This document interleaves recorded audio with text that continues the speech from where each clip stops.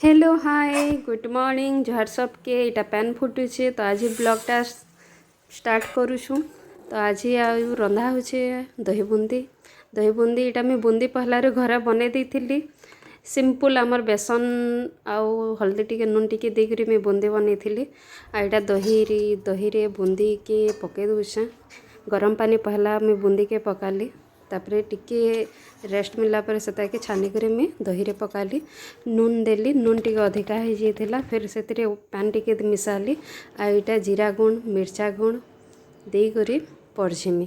तो यहाँ मैं कढ़ई रे दही बुंदी पड़झिमी मेरसिंगा पतर पचफोटन आउ टिके लहसुन आ सुखा मिर्चा देकरी सिंपल पढ़ा हवा जेनटा कि दही बुंदी बहुत भल लगसी दही बुंदी टेस्ट तार भल लगसी।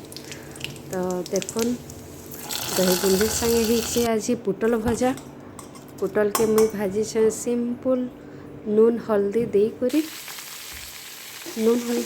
मुई पुटल भाजी पुटल के टिके लाल हबार तक भाजी से संगे आज पखाल भात करी पखाल भात आज खामा आउ ब्लॉगटा शेष करूँ। तो बाय।